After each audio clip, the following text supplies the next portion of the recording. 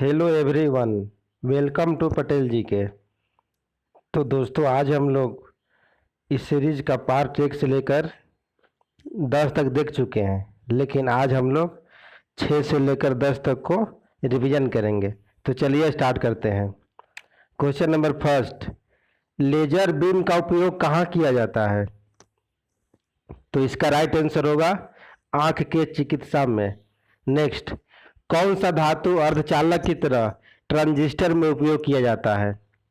तो right answer होगा germanium. Next, x किरणों का प्रयोग किसके लिए किया जाता है? इसका राइट आंसर होगा बहुमूल्य पत्थरों और हीरो में खराबी को पता लगाने के लिए। नेक्स्ट, विद्युत उत्पन्न करने के लिए कौन सी धातु का उपयोग किया जाता है? यानी इलेक्ट्रिसिटी प्रोड्यूस करने के लिए किस धातु का यूज करते हैं? राइट आंसर होगा यूरेनियम। नेक्स्ट, लेजर का पूर्ण रूप क्या है? तो light amplification by stimulated emission of radiation. Next, Einstein को नोबेल पुरस्कार से सम्मानित किस नियम के लिए किया गया था? तो आइंस्टीन को 1921 में फोटो इलेक्ट्रिक इफेक्ट के लिए नोबेल पुरस्कार दिया गया था। उसने फोटो इलेक्ट्रिक इफेक्ट के अंदर एक फोटो इलेक्ट्रिक इक्वेशन का नियम को दिया था। नेक्स्ट, रासायनिक ऊर्जा को विद्युत ऊर्जा में कौन परिवर्तित करता है? तो इसका राइट आंसर होगा बैटरी। नेक्स्ट, डीजल इंजन का आविष्कार किसने किया? रुडोल्फ। वायु की आर्द्रता मापने के लिए किस यंत्र का उपयोग किया जाता है? इसका राइट आंसर होगा हाइग्रोमीटर। नेक्स्ट, गैसों का दाब किस यंत्र द्वारा मापा जाता है? मैनोमीटर। किसका उपयोग ऊंचाई मापने के लिए किया जाता है? तो इसका राइट आंसर होगा अल्टीमीटर। नेक्स्ट, कार्बोरेटर का उपयोग क्यों किया जाता है? तो इसका राइट आंसर होगा पेट्रोल के साथ हवा को मिश्रित करने के लिए। नेक्स्ट, सेफ्टी रेजर का आविष्कार किसने किया? जिलेट। बैटरी का आविष्कार किसने किया? वोल्टा। टाइपराइटर का आविष्कार किसने किया? सोल्स। नाभिकीय रिएक्टर का आविष्कार किसने किया? Enrico Fermi. Next, jet engine का आविष्कार किसने किया? फ्रैंक हिटले। मोबाइल फोन का आविष्कार किसने किया? मार्टिन कपूर। टेलीविजन का आविष्कार किसने किया? JL beard. टेलीफोन का आविष्कार किसने किया? एजी बेल। बिजली के बल्ब का आविष्कार किसने किया? Thomas Edison. वायु की चाल किसके द्वारा मापी जाती है? एनीमोमीटर। डायनामाइट का आविष्कार किसने किया? Alfred Nobel. सूर्य की किरणें की तीव्रता मापने वाले उपकरण को क्या कहते हैं? Active meter. तेल का एक बैरल लगभग कितना लीटर के बराबर होता है? 159 लीटर। इलेक्ट्रॉन का खोज किसने किया? J Thomson. प्रोटॉन का खोज किसने किया? गोल्डस्टीन। और न्यूट्रॉन का खोज किसने किया? James Chadwick. नेक्स्ट, नाभिकीय रिएक्टर में ईंधन के रूप में किसका उपयोग किया जाता है? तो इसका राइट आंसर होगा यूरेनियम 235।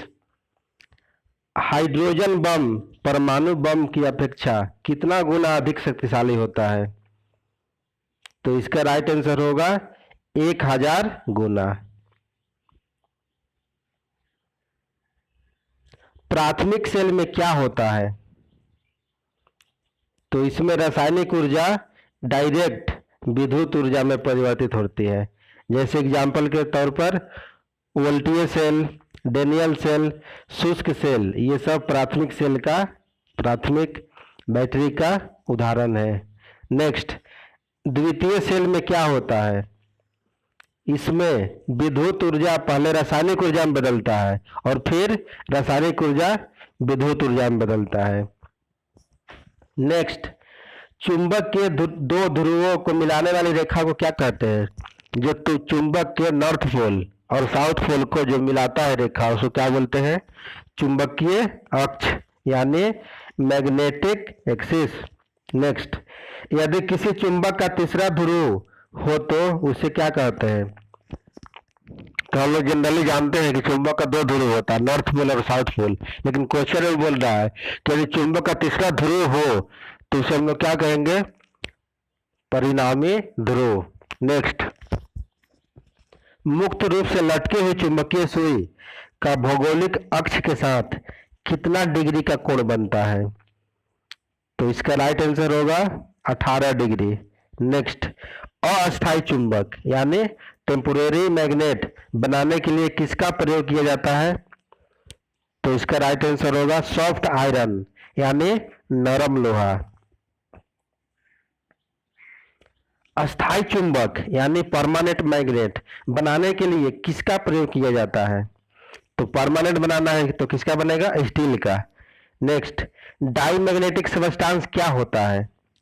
तो डाईमैग्नेटिक सबस्टांस वैसा सबस्टांस होता है, वैसा पदार्थ होता है जो वीकली रिपल बाई मैग्नेट, जो मैग्नेट के साथ बहुत कम ही वो उसे रिपल करता है, जैसे तांबा, सोना, चांदी, जस्ता, हीरा, पानी।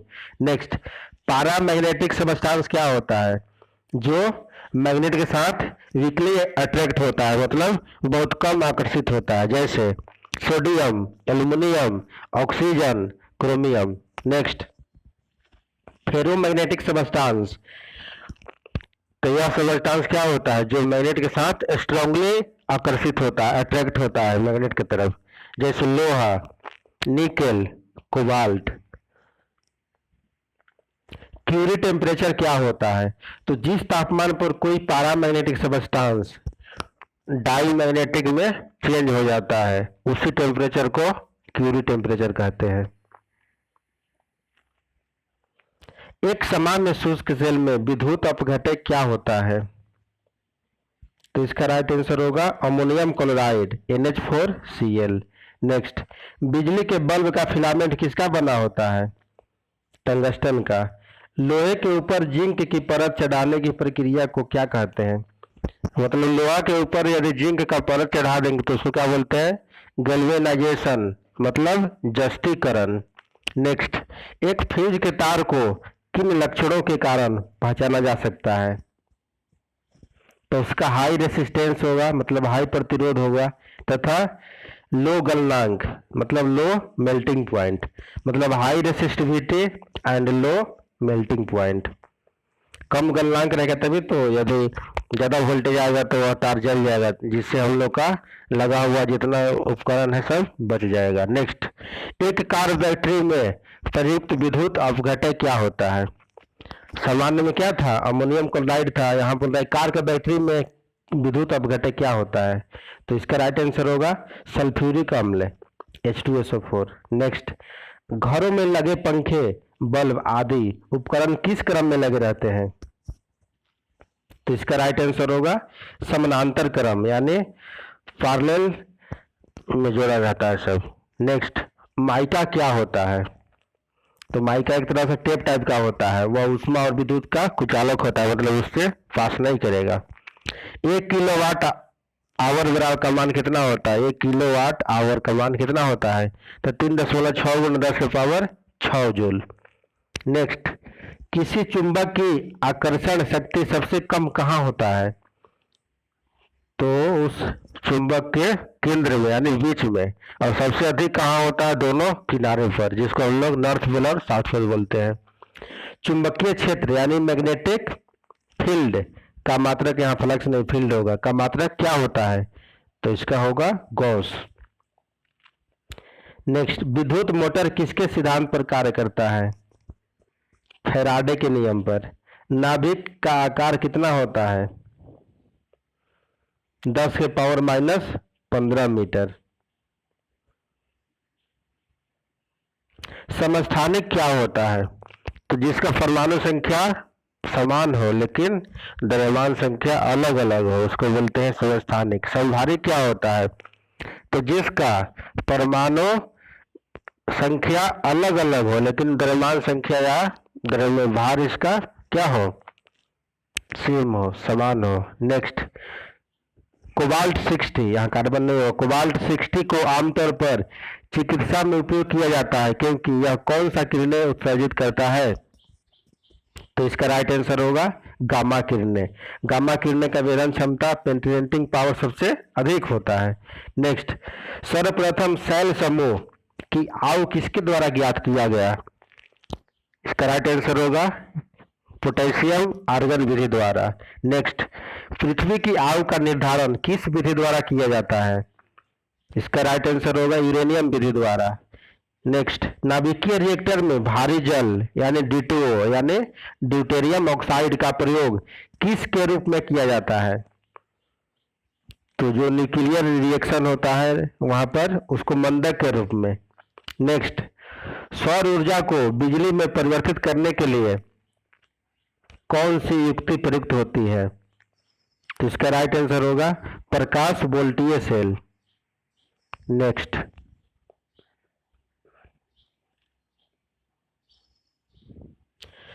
निकट दृष्टि दोष के निवारण के लिए किस लेंस का उपयोग किया जाता है, तो इसका राइट आंसर होगा अवतल लेंस। निकट दृष्टि दोष में निकट की वस्तु दिखाई देती है, दूर की नहीं दिखाई देती है। दूर दृष्टि दोष के निवारण के लिए किस लेंस का उपयोग किया जाता है, उत्तल लेंस। जरा दृष्टि दोष के निवारण के लिए किस लेंस का उपयोग किया जाता है, बाइफोकल लेंस। हमें घास का रंग हरा क्यों दिखाई देता है, क्योंकि यह हरे रंग के प्रकाश को वापस हमारी आंखों तक प्रवाहित करती है, जिस कारण से जो घास का रंग है हरा दिखाई देता है। अवतल लेंस किस प्रकार का प्रतिबिंब बनाता है, आभासी और सीधा। उत्तल लेंस वास्तविक और उल्टा। अबिंदुकता दोष के निवारण के लिए किस प्रकार का लेंस का उपयोग किया जाता है, बेलनाकार, जो बेलन टाइप का रहेगा। अवतल दर्पण में जब वस्तु को फोकस और केंद्र के बीच में रखेंगे तो उसका प्रतिबिंब कहाँ और कैसा बनेगा, तो उसका प्रतिबिंब वक्रता केंद्र और अनंत के बीच बनता है, वास्तविक, उल्टा और वस्तु से बड़ा बनेगा। नेक्स्ट, अवतल दर्पण में जब वस्तु को फोकस पर रखेंगे तो उसका प्रतिबिंब कहाँ बनेगा और कैसा बनेगा, तो फोकस पर रखेंगे तो उसका प्रतिबिंब अनंत पर बनता है, वास्तविक, उल्टा और वस्तु से बहुत बड़ा। अवतल दर्पण में किस प्रकार का प्रतिबिंब बनता है, अवतल दर्पण में है, यहाँ लेंस नहीं है, दर्पण है, तो दर्पण में क्या हो जाएगा, वास्तविक और उल्टा। उत्तल दर्पण में किस प्रकार का प्रतिबिंब बनता है, आभासी और सीधा। नेक्स्ट, विद्युत का सर्वोत्तम चालक कौन होता है, मतलब सबसे अधिक विद्युत किसमें पास करता है, चांदी में, उसके बाद दूसरा स्थान पर तांबा में। नेक्स्ट, तांबा मुख्य रूप से विद्युत चालन के लिए क्यों प्रयोग किया जाता है, क्योंकि यह बहुत टिकाऊ होता है। नेक्स्ट, विशिष्ट प्रतिरोध यानी रेसिस्टिविटी का एसआई मात्रक क्या होता है, ओम मीटर। विशिष्ट चालकता कंडक्टिविटी का एसआई मात्रक क्या होता है, 1/ओम मीटर, क्योंकि कंडक्टिविटी रेसिस्टिविटी का उल्टा होता है। नेक्स्ट, चालकता कंडक्टेंस का एसआई मात्रक, तो कंडक्टेंस जो होता है रेसिस्टेंस का उल्टा होता है, तो रेसिस्टेंस का होता है ओम, तो इसको पलट देंगे तो क्या हो जाएगा, महो। नेक्स्ट, विद्युत धारा का एसआई मात्रक एम्पियर, प्रतिरोध का एसआई मात्रक ओम। विद्युत धारा को एम्पियर में मापने के लिए किस यंत्र का उपयोग किया जाता है, एमीटर का। एमीटर को हम लोग परिपथ में हमेशा श्रेणी में जोड़ते हैं। नेक्स्ट, विभव यानी वोल्टेज को मापने के लिए किस यंत्र का उपयोग किया जाता है, वोल्टमीटर। अब हम लोग वोल्टमीटर को परिपथ में यानी सर्किट में हमेशा समानांतर क्रम में जोड़ते हैं। नेक्स्ट, विद्युत फ्यूज किस मिश्र धातु का बना होता है, तो इसका राइट आंसर होगा टीना और सीसा, एसएन और पीबी। इसको हम लोग परिपथ में हमेशा श्रेणी में जोड़ते हैं। और विद्युत फ्यूज का गलनांक हम लोग पढ़ चुके हैं, मेल्टिंग पॉइंट बहुत कम होता है, लेकिन इसका चालकता यानी चालकता प्रतिरोधकता क्या होगा, इसका रेसिस्टिविटी बहुत हाई होता है। नेक्स्ट, ट्रांसफार्मर किस सिद्धांत पर कार्य करता है और इसका मुख्य कार्य क्या है, तो ट्रांसफार्मर विद्युत चुंबकीय प्रेरण के सिद्धांत पर कार्य करता है और यह हाई वोल्टेज को लो में और लो वोल्टेज को हाई में कन्वर्ट करता है। ट्रांसफार्मर का कोर किसका बना होता है? नरम लोहा का। रेक्टिफायर क्या करता है? एसी को डीसी में, मतलब अल्टरनेटिंग करंट, यानी प्रत्यावर्ती धारा को डीसी मतलब डिस्ट धारा में कन्वर्ट करता है। नेक्स्ट, विद्युत धारा के चुंबकीय प्रभाव का खोज किसने किया? ओरेस्टेड ने।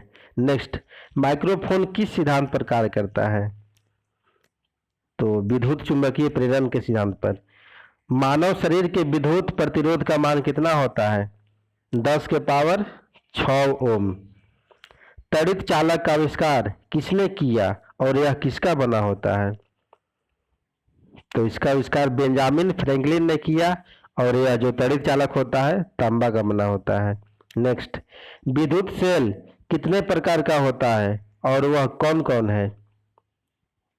तो विद्युत सेल 2 प्रकार का होता है, प्राथमिक सेल और द्वितीयक सेल। नेक्स्ट, 2 प्रकार के आवेशों को धनात्मक और ऋणात्मक आवेश का नाम किसने दिया? तो इसका राइट आंसर होगा बेंजामिन फ्रैंकलिन।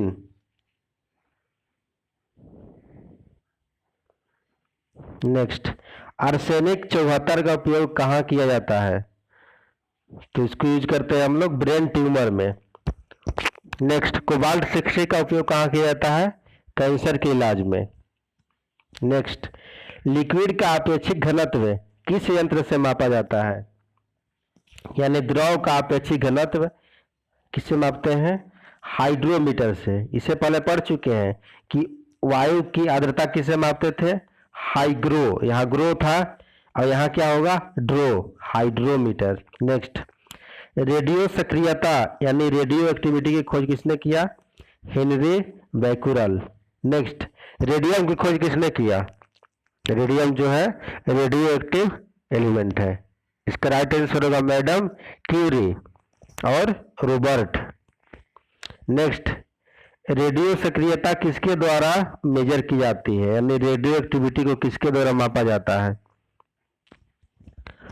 तो इसका राइट आंसर होगा जीएम काउंटर। कोई भी तत्व रेडियो एक्टिव है कि नहीं है उसके लिए हम लोग उसका न्यूट्रॉन बाय प्रोटॉन का रेशियो लेते हैं। यदि वह 1.5 से अधिक आएगा तो वह तत्व रेडियो एक्टिव होगा, नहीं तो नहीं होगा। नेक्स्ट, सौर मंडल यानी सोलर सिस्टम का खोज किसने किया? कोपरनिकस ने। ग्रहों की खोज किसने किया? केपलर ने। सुपर कंडक्टर की चालकता कितनी होती है? इन्फिनिटी यानी अनंत। सबसे अधिक वेधन क्षमता पढ़ चुके हैं, गामा का, उसके बाद बीटा का और सबसे कम अल्फा का। आकाश में कुल कितने तारामंडल है? इनमें सबसे बड़ा तारामंडल कौन सा है? तो आकाश में कुल 89 यानी 89 तारामंडल है और सबसे बड़ा तारामंडल का नाम है सेंट्रस। नेक्स्ट, अवतल दर्पण में जब वस्तु को फोकस और ध्रुव के बीच रखते हैं तो उसका इमेज कहाँ बनता है और कैसा बनता है? तो उसका इमेज वस्तु के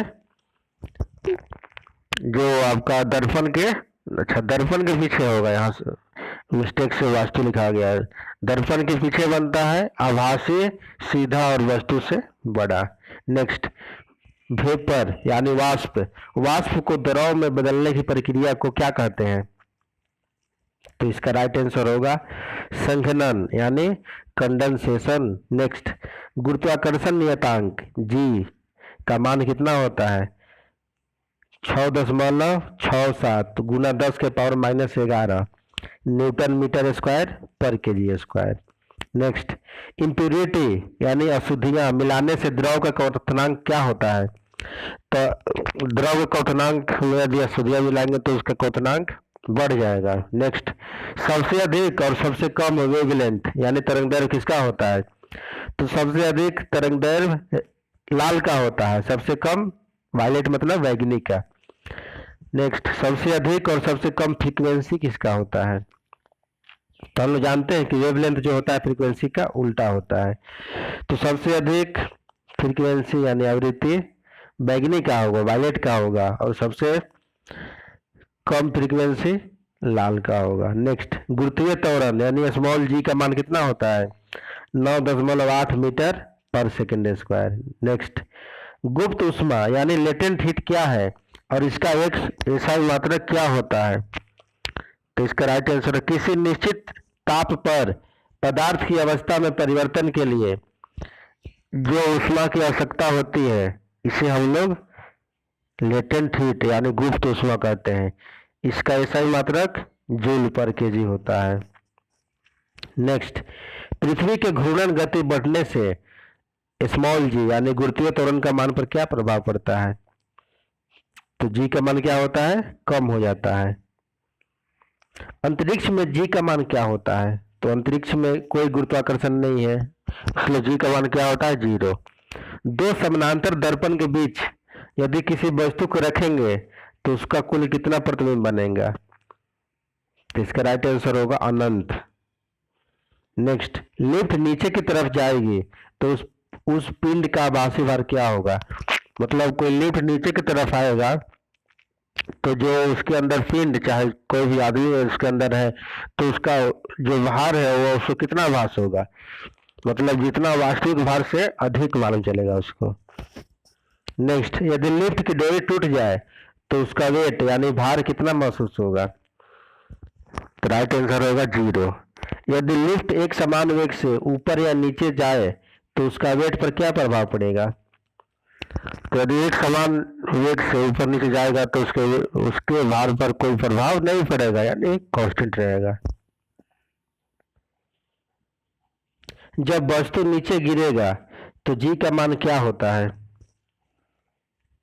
तो जब वस्तु नीचे आएगा मतलब ग्रेविटेशन, हम लोग जानते हैं कि पृथ्वी कोई वस्तु को अपनी तरफ खींचती है, तो यदि पृथ्वी के सेंटर पर जी का मान अधिक होता है, ऊपर भी जाएंगे तो घटेगा, नीचे भी जाएंगे तो घटेगा, तो ऊपर से कोई वस्तु आ रहा है तो जी का मान बढ़ेगा।